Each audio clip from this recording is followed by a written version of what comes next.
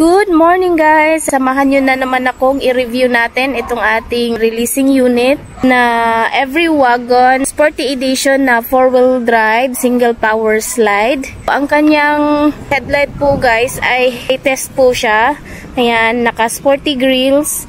Ayan, may dalawang fog lamp at naka LTO registered na sa may-ari. Yung kanyang salamin po dito ay naka fully tinted na.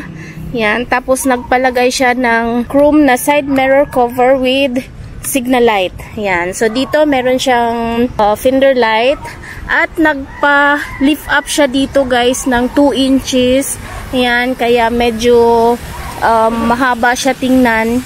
Yan, so ang kanyang gulong po ay 155 by 65 rim 14. Yan, naka fully undercoat na po yung ating ilalim. Ditong black na rain visor. Ayan, tapos nagpalagay din siya ng chrome na door handle cover. Ito naman sa kanyang loob, ayan yung kanyang upholstery. Black at meron ditong yellow na combination. Meron siyang console box. Ayan, so ito po yung mga labasan ng hangin sa aircon. 4 po yung labasan ng hangin dito sa harapan. Ayan, so ito po yung kanyang libre na 7 inches touchscreen stereo with reverse camera. Naka-Mumu Manabela siya. Ayan, katerno po ng kanyang body color. Ito po ay automatic transmission. Ayan, so naka-aircon na po yung ating unit.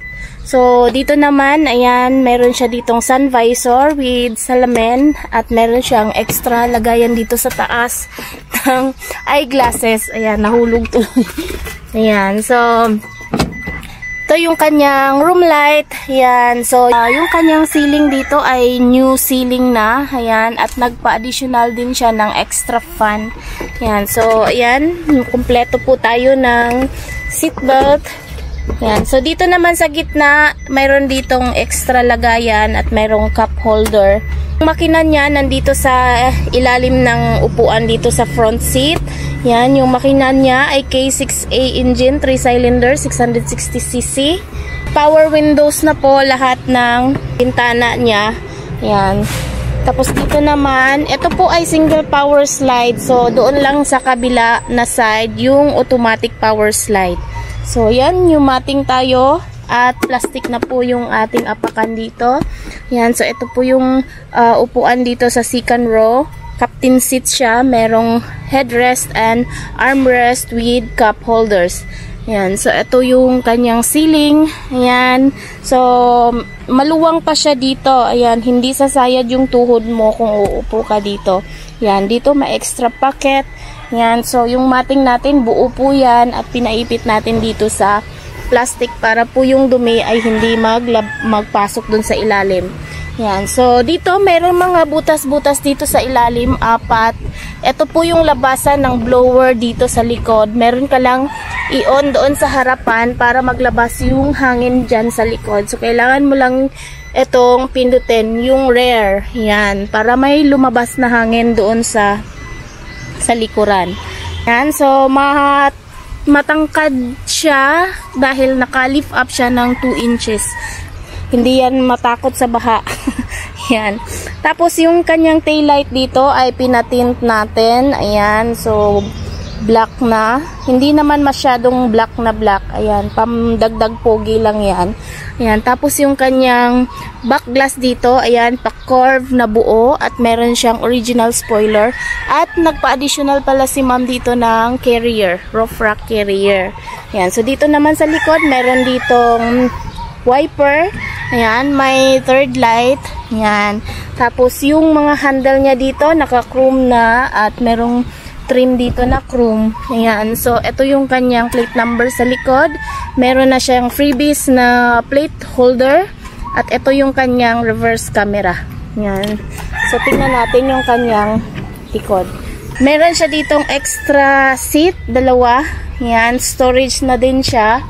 Ayan, so bali nahulog na ito na 9-seaters guys kasi may additional siya ditong extra seat sa likod. Ang kulay pala nito ay yellow pearl. Dito yung kanyang power slide. Ayan.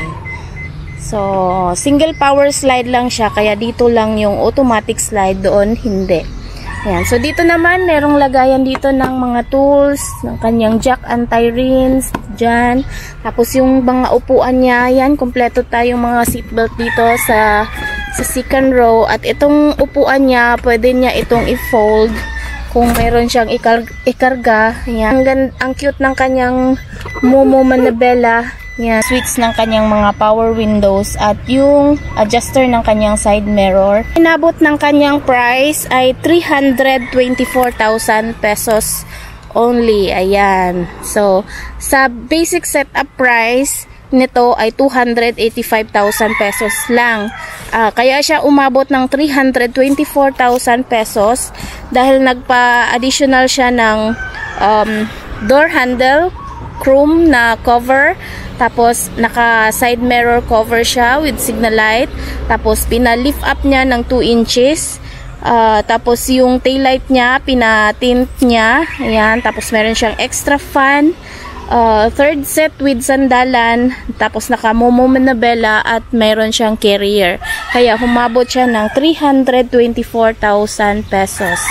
Ayan. So, sa mga gusto pong mag-inquire ng mga ganitong unit, i-message nyo lang po kami sa aming FB page, JN Auto Parts, or call Miss Jane 0938-5664667. Maraming salamat po. Amping kanuna!